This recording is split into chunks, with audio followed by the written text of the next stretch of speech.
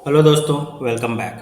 पिछले लेक्चर में हम लोगों ने क्या किया था, एम्प्लॉय को क्रिएट करने के लिए एक न्यू एक्शन बनाई थी और उस न्यू एक्शन के लिए हमने एक फॉर्म बनाया था जहाँ पे हम जिसकी हेल्प से हम लोग एक एम्प्लॉय को डेटाबेस में क्रिएट करेंगे। ठीक है, इस लेक्चर में हमको क्या करना है, इस फॉर्म में एम्प्लॉय की इंफॉर्मेशन फिल करना है और उसको सबमिट करना है एंड आफ्टर सबमिट वो एम्प्लॉय या वो इंफॉर्मेशन डेटाबेस में एम्प्लॉय मॉडल के अंदर सेव होनी चाहिए, या यूं भी कह सकते हो कि एक एम्प्लॉय का रिकॉर्ड बनना चाहिए। ठीक है, तो उसके लिए सबसे पहले हमको कुछ फिक्सेस करने हैं। ठीक है, तो जैसे कि अभी आप देखो, सबसे पहले मैं इस पेज को रिफ्रेश करता हूँ। ठीक है, और आप देखोगे कि अगर मैं यहाँ पर पहले थोड़ा सा टर्मिनल पे एक स्पेस बना लेता हूँ और अगर मैं इस क्रिएट एम्प्लॉय बटन को सबमिट करता हूँ तो आप देखोगे वापस से मैं कहाँ पर रिडायरेक्ट हो रहा हूँ, न्यू एक्शन पर। ठीक है, और मुझे एरर कहाँ पर दिख रही है, टर्मिनल पर, no action found, create not found for employees controller. जबकि ये एरर मुझे कहाँ दिखनी चाहिए थी, ब्राउजर पर इटसेल्फ, है ना। तो उसके लिए मुझे क्या करना पड़ेगा, सबसे पहले हॉटवायर टर्बो को डिसेबल करना पड़ेगा। बाद में हम लोग हॉटवायर टर्बो का यूज भी करेंगे, टर्बो स्ट्रीम का यूज भी करेंगे, लेकिन अभी के लिए सबसे सिंपलेस्ट हम उस टर्बो हॉटवायर को डिसेबल कर देते हैं ताकि ये एरर हमको ब्राउजर पर दिखे कि action create could not be found for employees controller. ठीक है, तो उसके लिए आपको सबसे पहले क्या करना है, अपनी प्रोजेक्ट डायरेक्टरी में आ जाओ। यहाँ पे आप देखोगे कि ऐप के अंदर आपको जावास्क्रिप्ट नाम का एक फोल्डर मिलेगा और इस एप्लीकेशन डॉट जेएस में आप देखो यहाँ पर क्या बना हुआ है, हॉटवायर टर्बो रेल्स और इंपोर्ट कंट्रोलर। तो आप इसको सबसे पहले कमेंट कर दो। ठीक है, अब आप जैसे इसको कमेंट करोगे और अपने पेज को रिफ्रेश करोगे और आप क्रिएट एम्प्लॉय को सबमिट करोगे, आपको ये एरर कहाँ पर दिखी, अब ब्राउजर पर देख, action create could not be found for employees controller. ठीक है, तो अब हमको क्या करना है, इस एम्प्लॉय कंट्रोलर की एक्शन को इम्प्लीमेंट करना है क्रिएट के लिए। ठीक है, तो सबसे पहले आ जाओ अपने एम्प्लॉयज कंट्रोलर में और यहाँ पर न्यू एक्शन के बाद आपको एक नई एक्शन डिफाइन करनी है और उसका नाम आप क्या दोगे, डेफ क्रिएट, और यहाँ पर आप इसको एंड कर दो। ठीक है, अब यहाँ पर आपने जैसे इसको एंड किया और अब आपने अपने फॉर्म को अगर सबमिट किया, ठीक है, जैसे आपने क्लिक किया क्रिएट एम्प्लॉयज बटन पे, ठीक है, तो अब आपका फॉर्म सबमिट हुआ और आप यहाँ पर देखोगे कि क्रिएट एज एच आया। ठीक है, लेकिन अभी मुझे कोई भी डाटा क्यों नहीं दिख रहा है या कोई भी एक्शन परफॉर्म क्यों नहीं हो रही, क्योंकि मेरी जो क्रिएट एक्शन है, आप देखोगे अगर यहाँ पर एम्प्लॉयज कंट्रोलर में, तो मेरी क्रिएट एक्शन अभी बिल्कुल एम्प्टी है। ठीक है, तो उसके लिए मुझे सबसे पहले क्या करना होगा कि मुझे एक लॉजिक लिखना होगा यहाँ पे, जहाँ पे मैं क्या करूँगा, पैरामीटर्स एक्सेप्ट करूँगा जो कि एम्प्लॉय को सेव करेंगे। ठीक है, तो यहाँ पर मैंने किया, लेट से एट द रेट एम्प्लॉय, ठीक है, equal to employee dot new. ठीक है, यहाँ पर सबसे पहले हम देखते हैं कि बिना स्ट्रॉन्ग पैरामीटर के हम लोग या बिना पैरामीटर परम्स को परमिट कराए हम लोग रिकॉर्ड को कैसे सेव करेंगे। ठीक है, तो अब यहाँ पर देखो आपको परम्स में क्या क्या मिल रहा है, आपको एक एम्प्लॉय नाम का हैश मिल रहा है और उस हैश के अंदर आपको मल्टीपल की वैल्यूज पेयर मिल रहे हैं, जहाँ पर आप देखोगे ये वाले आपके एट्रीब्यूट्स हैं, first name, middle name, last name, person email, address line 1, address line 2, city, state, country and pin code. ठीक है, तो अब हम क्या करते हैं, सबसे पहले इन परम्स को सेव करने की कोशिश करते हैं। तो यहाँ पर आप मैं लिखूंगा फर्स्ट नेम और यहाँ पर मैं क्या कर दूंगा, परम्स एम्प्लॉय, ठीक है, और इसके अंदर परम्स फिर फर्स्ट नेम। ठीक है, अब मैंने क्या कर दिया, employee new first name params employee first name. ठीक है, अब यहाँ पर मुझे क्या करना है कि if at the rate employ dot save. ठीक है, अगर अगर एम्प्लॉय यहाँ पर सेव होता है तो मुझे क्या करना है, रिडायरेक्ट टू एम्प्लॉयज पाथ। ठीक है, एल्स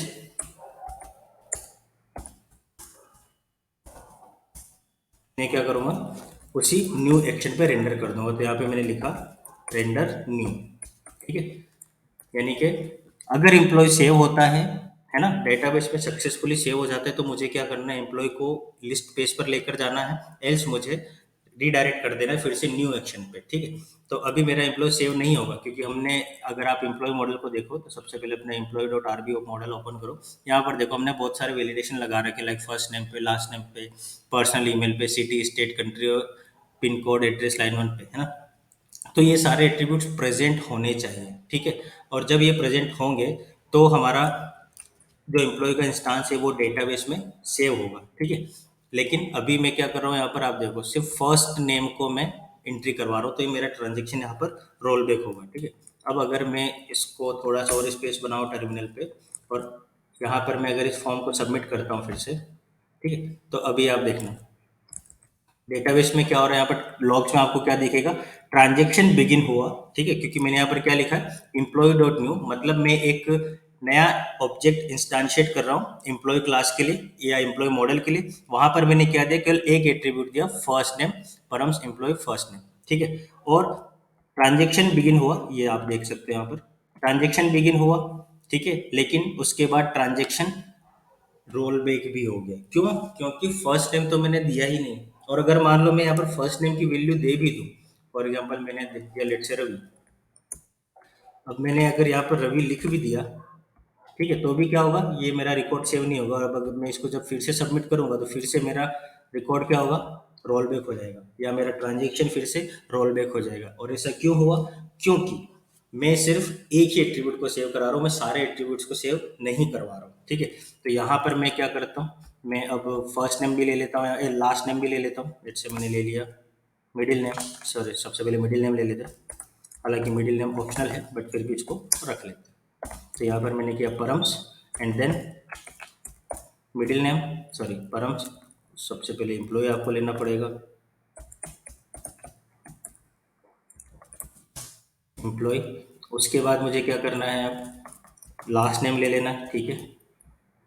तो मैंने ले लिया यहाँ पर लेट से लास्ट नेम भी ले लिया, लास्ट नेम, ठीक है। और यहाँ पर मैं करता हूँ params employee and then last name, ठीक है। ऐसे मैं क्या करता हूँ, और कौन कौन से एट्रीब्यूट है मेरे पास, पर्सनल ईमेल, ठीक है। तो अब मैं पर्सनल ईमेल को भी यहाँ पर इसी तरीके से एंटर कर देता हूँ, पर्सनल ईमेल, ठीक है। और अब आप इसको भी एक्सेस कर लो इसी तरीके से, और यहाँ पर आप क्या लिख दो, पर्सनल ईमेल, ठीक है। एंड देन सिटी,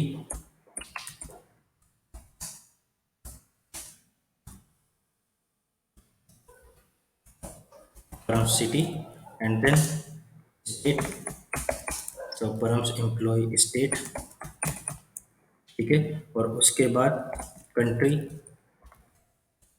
तो यहाँ पर आप लिख दो कंट्री, सॉरी पहले यहाँ पर भी डिफाइन करो इसको,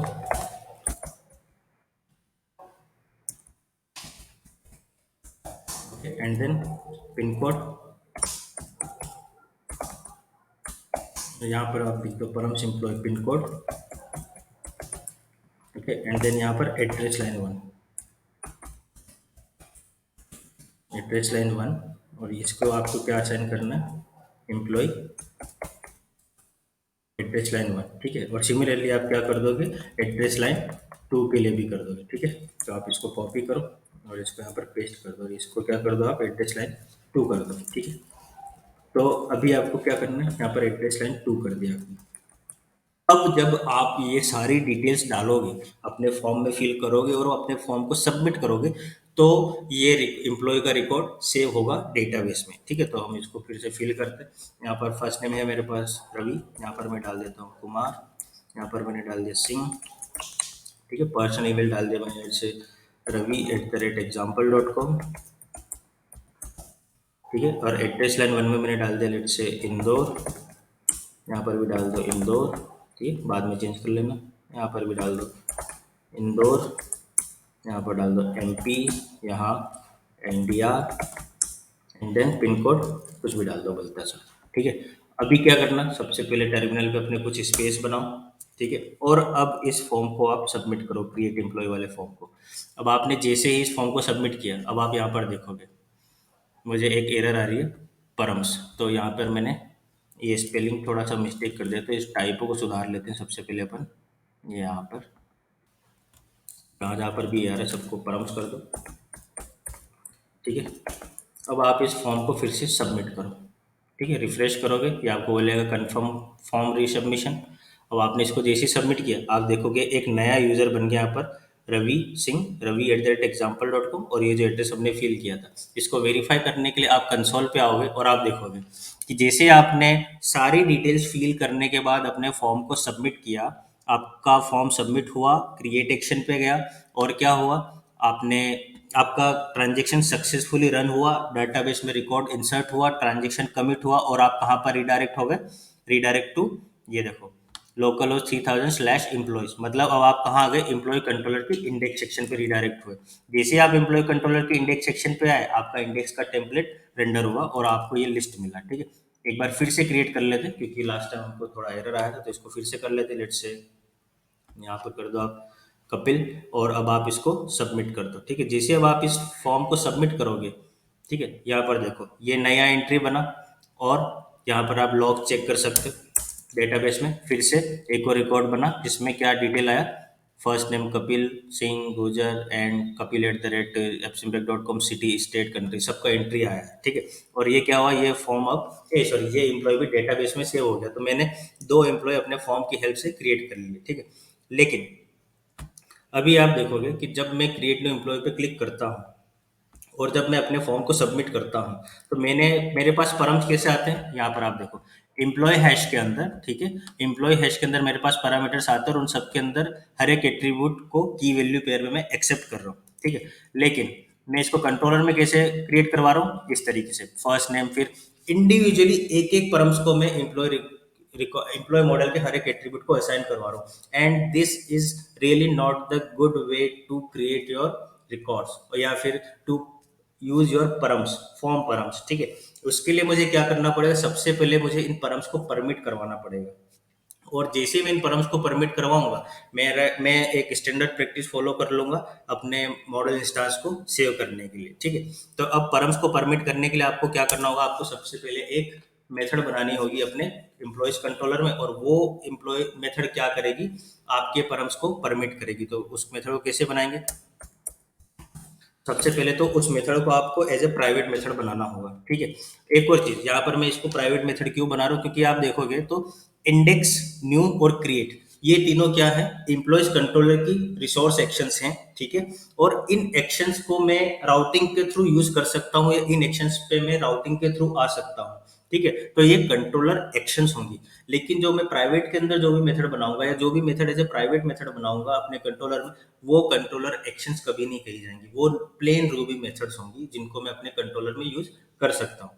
ठीक है, तो आपको इस चीज के बारे में डिफरेंशिएट करने आना चाहिए कि कौन सी मेथड एक्शन मेथड होगी या कंट्रोलर एक्शन होगी, और कौन सी मेथड प्लेन रूबी मेथड होगी। तो यहाँ पर जो मैं मेथड बनाऊंगा अपने परम्स को परमिट करने के लिए, वो एक प्लेन रूबी मेथड होगी। तो मेथड में कैसे बना दूंगा, डेफ सेट परम्स या एम्प्लॉय परम्स।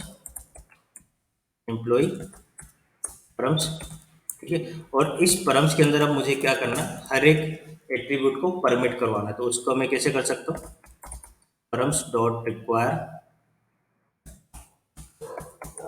ठीक है, अब यहाँ पर देखो इस रिक्वायर के अंदर आप क्या डालोगे, यहाँ पर देखो आपको परम्स किसके अंदर मिल रहे हैं, इम्प्लॉय हैश के अंदर। तो आपको क्या करवाना है, रिक्वायर ब्लॉक के अंदर ये इम्प्लॉय। तो अब आपको ये इम्प्लॉय रिक्वायर करना पड़ेगा, और फिर उसके बाद तो सबसे पहले आप यहाँ पर रिक्वायर कर दो, यहाँ पर आपने कर दिया, सॉरी इम्प्लॉय।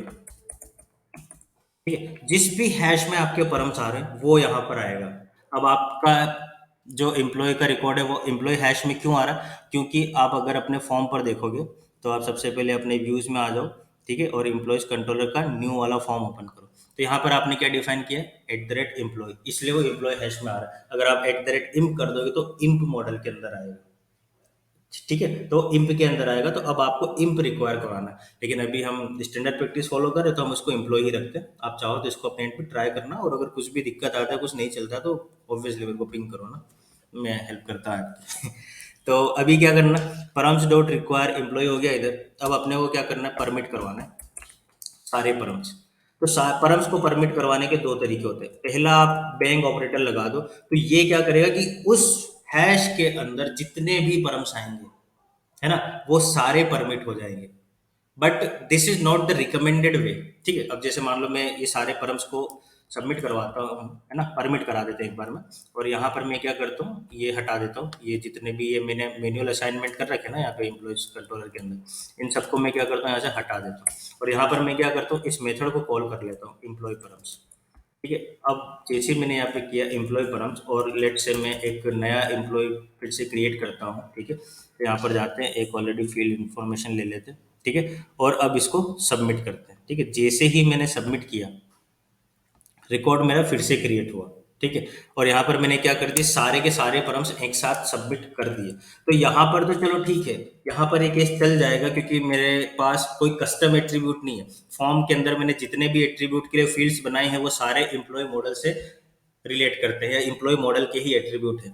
मान लो अगर आपको कोई कस्टम एट्रीब्यूट लगाना है और वो आपको फॉर्म पे दिखाना है, और अगर आपने उसको भी परमिट करवा दिया और अगर वो उस मॉडल का एट्रीब्यूट नहीं है या उस मॉडल की टेबल की फील्ड नहीं है, then you will get the error. ठीक है। तो यहाँ पर आपको क्या केयर रखनी है कि परमिट सारे एट्रीब्यूट करवाने के बजाय आप सिलेक्टेड एट्रीब्यूट परमिट कराओ कि जो आपको डालने हैं या जो आपको सेव करने हैं मॉडल रिकॉर्ड के अंदर। ठीक है। तो यहाँ पर मुझे सारे सेव करने हैं, तो मैं परमिट भी कराऊंगा चलेगा, लेकिन मुझे करना नहीं है permit bank with bank operator. मुझे एक एक करके अपने एट्रीब्यूट्स के नाम यहाँ पर मेंशन करने हैं, क्योंकि वही जो मैंने एक बार बोला था ना, पोत के लखन पालने में। तो जो यहाँ पर सही से करोगे वही आगे तक सही से लेके जाओगे। ठीक है। तो यहाँ पर सबसे पहले कर देते फर्स्ट नेम, उसके बाद मिडिल नेम, ठीक है, एंड देन लास्ट नेम। ठीक है। उसके बाद personal email, then city, then state, then country, then pin code, then address line 1 and then address line 2। ठीक है। अब आपने क्या कर दिया, अपने परम्स को परमिट करा दिया। अब आपके पास देखो कौन कौन से एट्रीब्यूट है, first name, middle name, last name, personal email, city, state, country, pin code, address line 1 and address line 2। ठीक है। इस तरीके से जब भी हम परम्स अलाउ करते हैं सेव करने के लिए, तो उसको हम क्या बोलते हैं, we are permitting strong parameters. हम कोई भी प्रोहिबिटेड या फॉरबिडन एट्रीब्यूट नहीं इंसर्ट कर रहे हैं मॉडल के अंदर। ठीक है। तो ये चीज हमको ध्यान रखनी है। तो इस तरीके से आप अपने परम्स को परमिट करवाना, और यहाँ पर एम्प्लॉय डॉट न्यू के अंदर या कोई किसी भी मॉडल को अगर आप इंस्टांशिएट करते हो तो उसको न्यू परम्स में आप सेव कर देना है। ठीक है। अब यहाँ पर हम एक और चीज़ क्या करेक्शन कर सकते हैं कि जैसे मान लो अगर मैं कोई रिकॉर्ड क्रिएट करता हूँ, लेट्स से मैंने किया क्रिएट न्यू एम्प्लॉय, ठीक है, और मैंने यहाँ पर किया ये डाल देता हूँ मैं इस ईमेल को, जैसे मैं सबमिट करता हूँ तो रिकॉर्ड मेरा सेव हुआ, इंडेक्स टेम्पलेट पे भी आया, लेकिन मुझे कोई अलर्ट मैसेज नहीं दिख रहा है कि एम्प्लॉय क्रिएट हो गया सक्सेसफुली या नहीं हुआ। तो मैं क्या करूँगा, सबसे पहले मेरे को यहाँ पर एक फ्लैश क्लास लगा देनी है। मैंने यहाँ पर लगा दिया नोटिस। ठीक है। और नोटिस के अंदर मैं क्या कर दूंगा, यहाँ पर अपनी क्लास बना दो, एक मैसेज डाल दूंगा कि एम्प्लॉय हैज बीन क्रिएटेड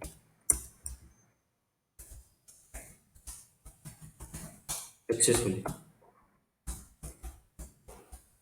ठीक। अब आपने इसको सेव कर देना है। अब जब आप नया एम्प्लॉय क्रिएट करवाओगे तो वो आपको फ्लैश मैसेज देगा, लेकिन अभी फ्लैश मैसेज नहीं देगा। आपको क्या करना है, अपने index.html.erb पे आना है और यहाँ पर आपको ये वाला मैसेज प्रिंट कराना है।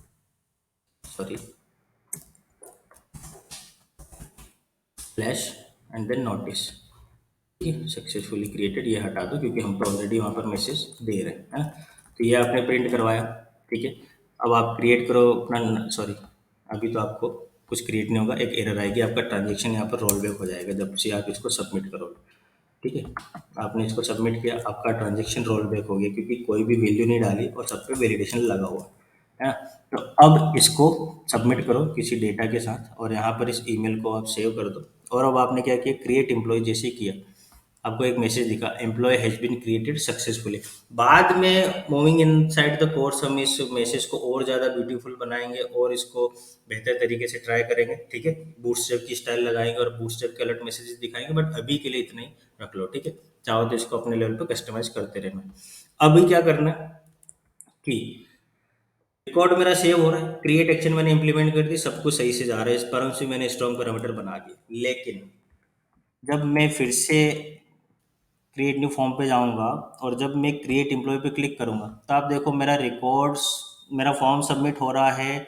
यहाँ पर आप टर्मिनल पे आकर देखोगे तो मेरा ट्रांजेक्शन भी रोल बैक हो रहा है, लेकिन मुझे कोई एरर नहीं दिख रही है। तो जो भी यूज़र आपकी साइट को या आपकी एप्लीकेशन को यूज़ करने वाला, उस भाई को पता ही नहीं चल रहा है कि यहाँ पे क्यों उसका फॉर्म सबमिट क्यों नहीं हो रहा है। तो उसके लिए आपको क्या करना पड़ेगा, वैलिडेशन मैसेजेस यहाँ पर दिखाने पड़ेंगे कि किस वजह से उसका फॉर्म सबमिट नहीं हो रहा है या क्या एरर आ रही है उसको, उस फॉर्म को सबमिट करने में। ठीक है, तो यहाँ पर आपको सारे वैलिडेशन दिखाने हैं और वो काम करेंगे हम लोग अगले लेक्चर में। क्योंकि अगर आप फॉर्म देखोगे, सॉरी, हाँ, अगर आप इसका new.html.erb का फॉर्म देखोगे तो यहाँ पर देखो मैंने कोई भी एरर मैसेज नहीं दिखा, मैंने बस फॉर्म बनाया और सारी फील्ड्स दिखा दी। तो अब उस एरर मैसेज को दिखाने के लिए या वैलिडेशन एरर्स को दिखाने के लिए या ये दिखाने के लिए कि कस्टमर का फॉर्म सबमिट क्यों नहीं हुआ, मुझे यहाँ पर वैलिडेशन मैसेजेस ऐड करने पड़ेंगे फॉर्म में कि अगर कोई भी एम्प्टी फॉर्म सबमिट करता है तो क्या एरर दिखानी है।